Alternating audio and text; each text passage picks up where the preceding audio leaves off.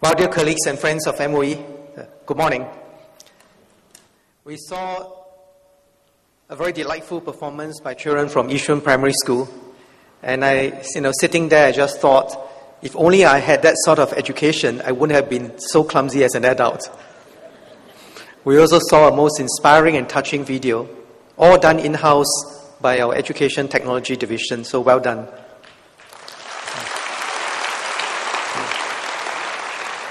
I'm delighted to be back in the MOE family after almost 14 years and to be updated by many of you on the wonderful things that have been happening since I was last in the MOE. And it's a great pleasure to be speaking to you at this Work Plan Seminar. This year, there's a new political team in place at MOE. So let me first share the areas of responsibilities of my colleagues. MOS Lawrence Wong will be covering three main areas: polytechnic, ITE, private education, and preschool education. SPS Hawazi will play an important role connecting with parents, the community, and grassroots advisors as the chairman of Campus and the Joint Consultative Committee on Education. SPS Sim Ann will also support public engagement efforts in her role as Deputy Chairman of Campus and will look into special education. All of us will continue to pay due attention to the teaching and learning of the English language and our mother tongue languages, as well as the overall policy. I think for many of our principals here, you are familiar with stories about education ministers. And there's one that has been told over and over again that there are various versions of it. So let me share with you this version, which I don't know whether you have heard it. And of course, this concerns the first day at work of the education minister. So he asked his secretary to order a fishball noodle from the canteen. And the secretary duly ordered a nice bowl of fishball noodle. And the minister said, "Boy, how come there's such great value for money in MOE? It's such a big bowl, and I can hardly finish it." So for the canteen operator, the storeholder who was chosen to do this, he said, "Boy, I'm so delighted that the minister chose fishball noodle, and I must really make him a sumptuous one." So when the minister ordered a $1 version the next day, he said, and didn't finish the first day, there may be something wrong with my cooking. Let me do a better version of it. So he added more ingredients, and the minister thought, wow, the $1 version is actually better. So told the secretary, I think tomorrow let's try the 50 cents version. Now, when you are in a room together with teachers and principals, for every story there's always, so what's the moral of it? Now, during my time, it's simple. There will just be a moral, one moral of it. Today, given the sophisticated marking that we have, you have different levels of answer. So a level 1 answer might be something like, well, the minister liked fishball noodle, or this canteen gives great value for money. A level 2 answer might be something like, well, this minister is really very frugal and will cut waste and reduce inefficiency. A more sophisticated level 3 answer will be that never assume what is in the minister's mind, because we all have hidden assumptions and assumptions that we have not made explicit, and it's important for us to have good communications, to speak frankly and directly. So for all our colleagues at the MOE HQ, if I keep giving you more and more work, it's only because I assume that you are enjoying it more and more.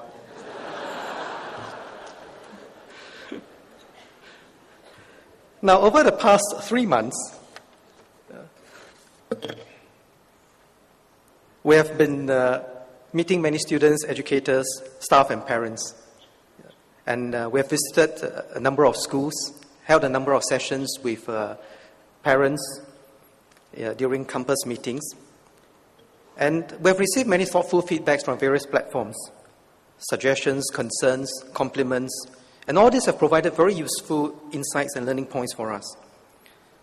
So for those of you whom I've met, I thank you for bringing me up to date on all the interesting things that you are doing. And for those of you whom I've not met, I look forward to seeing you in the coming months. Now, a few key themes emerged from our feedback. Many educators and parents asked for a greater emphasis to be placed on building the character and values of our children. Some, while welcoming the new options and flexibilities in the education system, asked for more help and support for their children to find the best pathways for themselves, pathways which play to their strengths and interests. Others were concerned that there was excessive competition and stress, and wonder if our children and even teachers are able to cope.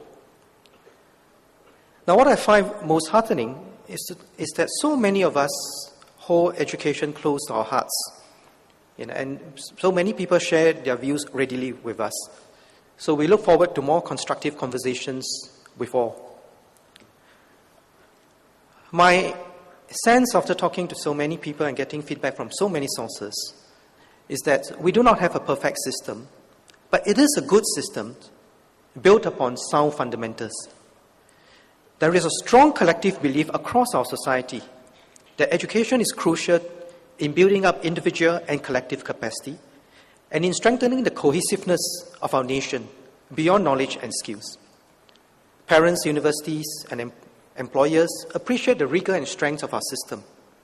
And many parents I've met appreciate the hard work put in by our schools and our teachers. Interestingly, I think some of you may know that the Singapore American School and the United World Colleges, in foreign system school, rank among the best in the world. I mean, there are American schools all over the world, but they rank amongst the best. I spoke to a number of the council members of these two institutions and asked them why. And one of the reasons they felt was that in Singapore, because of our focus on learning, because of the passion that we have, and because of the quality of our national education system, it has a rub-on effect on the rest of even on their schools. And I find that very heartening. So clearly, there's a high level of interest in it and support for the work we do. Now, internationally, our reputation is high, not because of the good showing of our students in international benchmarking studies and competitions, not just because of that, but through their interactions with our students, educators, and policymakers, many experts and policymakers elsewhere find our system to be of a very high standard. And therefore, many of them want to collaborate with us. Now, where we are today was not the work of one minister or one principal or one teacher or one director general of education, but a collective effort built over successive generations. Each new improvement stood on the solid foundations laid earlier. So I'm very grateful to all our educators, allied educators, executive and administrative staff, and partners who have contributed to our success today. Your continuing good work gives us the foundations to embark on the next stage of our journey. Now let me touch on the fundamentals behind our system. I think over the years, we've made many changes, big and small, to make our education system stronger and better. But we have never lost sight of a few key fundamentals. First, we need to develop our children holistically in all aspects: moral, cognitive, physical, social, and aesthetics, or what is termed in Chinese as 德智体群美. Second, we need to cater to the diverse needs of Singaporeans and allow all to progress in life, not by prescribing one path for all, but to have a diversity of pathways and opportunities regardless of background. Bridges and ladders for each, with no dead ends. How we do this, be it streaming or subject-based banding, may change as circumstances change, but our resolve is unwavering. And it's always a great delight, meeting students who have gone through these different pathways and find a way to success. Third, we need always to preserve rigor and high standards. We must not fall prey to taking the easy way out. In an article published in the New York Times last week, an assistant professor in the Department of Psychology at the University of Pennsylvania puts it perfectly, and I quote, "Learning is hard. True, learning should be fun, exhilarating, and gratifying. But it is also often daunting, exhausting, and sometimes discouraging. Unquote. Learning takes effort and rewards determination and perseverance. Fourth, in designing our policies, we also need to be efficient and effective to deliver the best value for the public investment committed. We need to right-size the fishball noodles. In doing so, we need to focus on what really counts and what will make the most difference to outcomes. Fifth, good policies require thoughtful implementation and collaborative effort. Everyone needs to be on board, each playing a complementary role. Sixth, education must suit our unique context.